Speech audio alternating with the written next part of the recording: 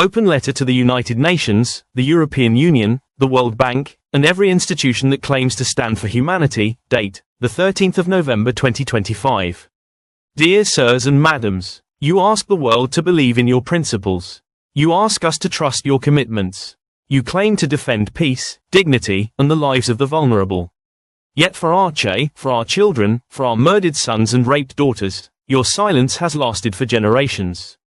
How long do you expect us to endure this?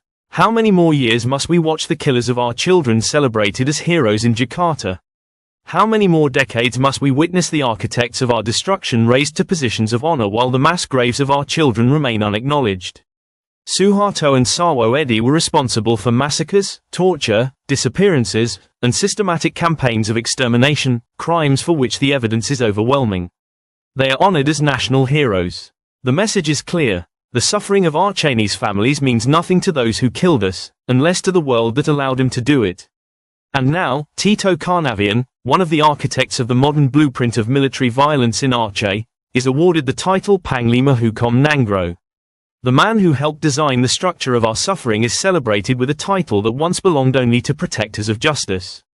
This is not just an insult. It is a desecration. You speak of human rights, accountability, and international law.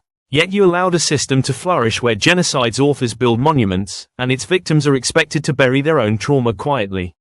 For our Chinese mothers who buried children burned alive. For girls raped in front of their parents. For boys beaten to death in camps guarded with foreign funding. For entire villages erased. We remember, we carry the names, we bury the children you never acknowledged. Your silence is complicity. Your inaction is endorsement. Your failure is recorded in every grave across Aceh. This letter is not a request. It is a statement. To Joe Biden, Kamala Harris, Charles Michel, Ursula von der Leyen, Emmanuel Macron, Olaf Scholz, Rishi Sunak, Antonio Guterres, Kristalina Georgieva, David Malpass, Sheikh Mohammed bin Zayed, King Salman, Narendra Modi, Justin Trudeau, Anthony Albanese, Fumio Kishida, and every leader hiding behind the comfort of distance. If this happened to you, if they killed your ancestors, slaughtered your family, raped every woman in your bloodline before executing them, burned your history, destroyed your libraries, twisted your past, killed more than 150,000 of your people, stole your land, exploited every resource, erased your identity, and appointed traitors to rule over you, how would you feel? And when God sent one of the largest disasters in human history, the world finally turned its eyes to Aceh, not out of conscience, but out of shock. For one moment, you all acknowledged our existence.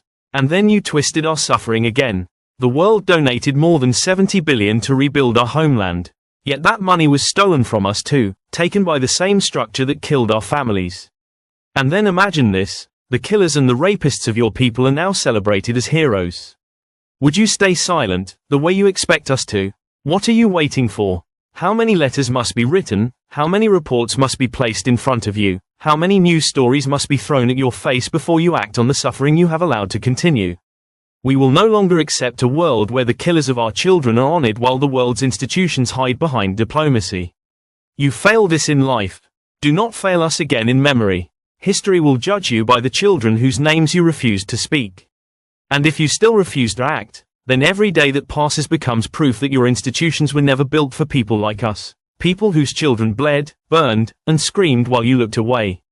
Sultan Faraz Sire, direct descendant of the Aceh Sultanate. Refugee scholar, United Kingdom. On behalf of the families whose children never returned home.